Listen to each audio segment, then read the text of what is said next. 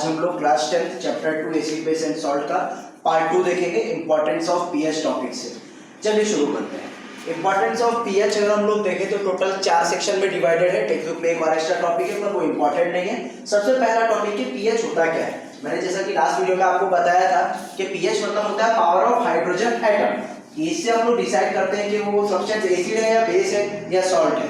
अभी एसिड और बेस तो है, उसके साथ हम लोग को देखना है कि किस तरीके से प्लांट और एनिमल्स है, डाइजेस्टिव सिस्टम है, टूथ डीके है, सेल डिफरेंट बाय एनिमल है, ये जो है वो एसिड से कहीं ना कहीं लिंक है। तो ये पीएच जो है वो कैसे इंपॉर्टेंट रोल प्ले करता है ये चारों के चार फैक्टर के अंदर। सबसे पहला देखिए प्लांट एंड एनिमल्स।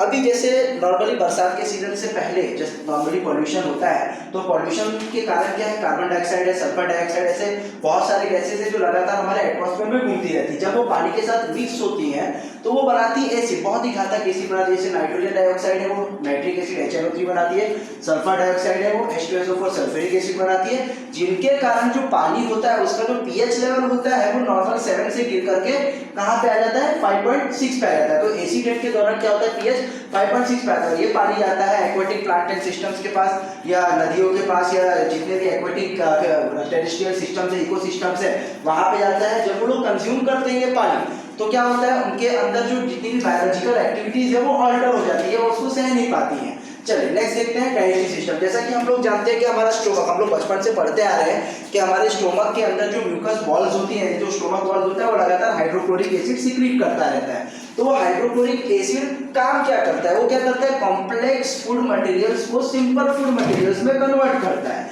तो यहाँ पे stomach releases HCl in stomach during indigestion, मतलब जब हम लोगों ने खाना खाया उसके बाद जो पार्ट्स होते हैं, जो छोटे मोटे खाने के पार्ट्स होते हैं वो छोटे पार्ट्स में डिवाइड होते हैं। अभी देखिए ये अगर मान लीजिए कभी ऐसा हुआ कि हमने कुछ खाने में ऐसा खा लिया, जैसे बहुत सारे चाइनीज आइटम्स होते हैं और बहुत सारे ऐसे खाने के पदार्थ होते हैं जिसके अंदर एसिड की मात्रा ज्यादा रहती है। अगर हमने खा लिया तो ऑलरेडी एसिड है और उसके अंदर और एसिड ऐड होने के कारण हमको एसिडिटी हो जाती है, हमको गैस बन जाती है। तो उसके लिए हम क्या कर सकते हैं एंटी एसिड, जैसे इनो होता है उसको यूज करके हम लोग एसिड्स को या एसिडिटी को हरा सकते हैं या मान लीजिए उसको मिटा सकते हैं।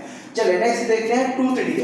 हम लोग मोस्टली सुबह उठते हैं, हम लोग को ब्रश करने के लिए बोला जाता है, उसका रीजन क्या है? मेन रीजन ये है कि हम लोग रात में जब सोते हैं तो हम लोग ब्रश, बहुत सारे बच्चे लोग होते हैं वो ब्रश नहीं करके सोते हैं। तो उसका रीजन ये है कि जो फूड मटेरियल हमारे बॉडी में रह चुका है, जो लास्ट में हम लोगों ने डिनर करते वक्त जो हमने खाना खाया वो रह गया है, वो उसके ऊपर हमारे माउथ में रहने वाले जो बैक्टीरिया है वो फीड करते हैं और उस शुगर्स को या उस खाने को वो कन्वर्ट कर देते हैं एसिड में, जो सुबह की समय पे स्टोर रहता है। ऐसे कि हमारे बॉडी में जो दांत है वो सबसे हार्डेस्ट मटेरियल माना जाता है जो कैल्शियम फॉस्फेट से बनता है। पर अभी ये जो पीएच होता है एसिड का वो इतना लोअर हो जाता है और ये कितना हो जाता है 5.5 तक हो जाता है, जिसके कारण क्या होता है कई बार हम लोगों को एसिड जो होता है वो मोस्टली अगर हम लोग देखें तो पीएच 5.5 होने के बाद तो उसके अंदर डिकेइंग चालू हो जाता है और जो हमारे टीथ होते हैं वो धीरे धीरे खराब हो जाते हैं। इसलिए हम लोगों को मोस्टली बोला जाता है कि brush your teeth at night. Next देखते हैं, चलिए सेल्फ डिफेंस बाय एनिमल। आपने बहुत बार ऐसे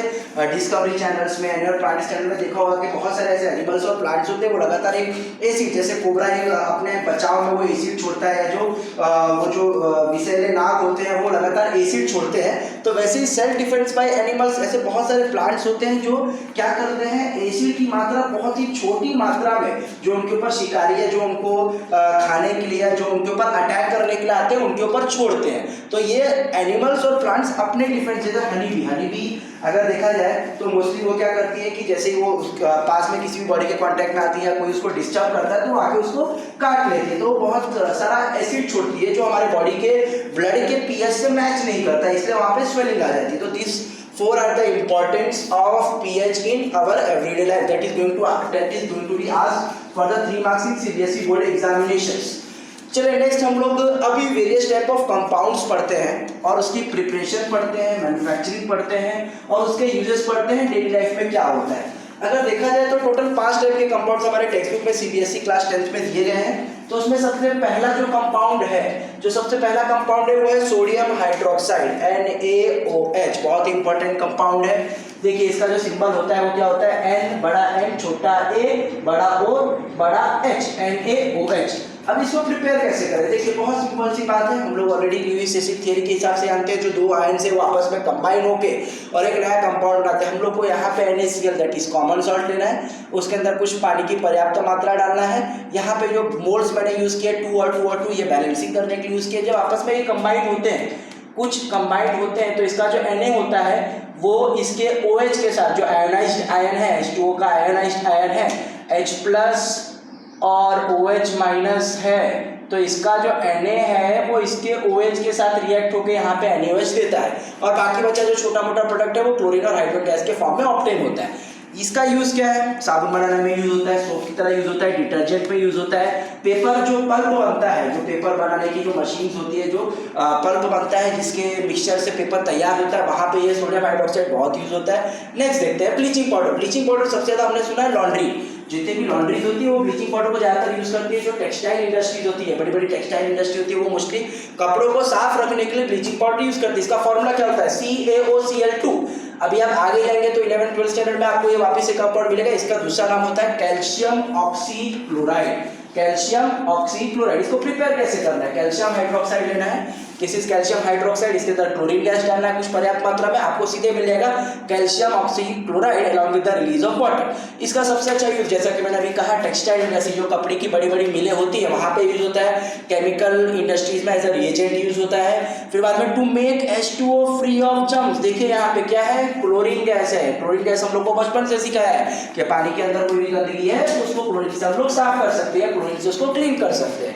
चलिए next third compound, sodium bicarbonate that is NaSCO3। कहाँ जहाँ भी बाई आएगा वहाँ पे हाइड्रोजन आएगा, ये बहुत शॉर्टकट तरीका है याद करने का।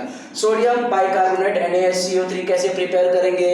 NaCl डालिए पानी के अंदर along with 2 type of gases, that is ammonia along with the carbon dioxide. We will be getting 2 compounds. This is ammonium chloride and this is our target, that is sodium hydrogen carbonate या फिर sodium bicarbonate. इसका दूसरा नाम होता है sodium hydrogen carbonate. अच्छा, कहाँ पे यूज होता है? सबसे ज़्यादा हम लोग इसको घरों में यूज करते हैं। जो भी फूड आइटम्स हम लोग बनाते हैं, जैसे इडली हो गया, खमण हो गया, इस टाइप से, उसमें बेकिंग पाउडर यूज किया जाता है सॉफ्ट करने के लिए।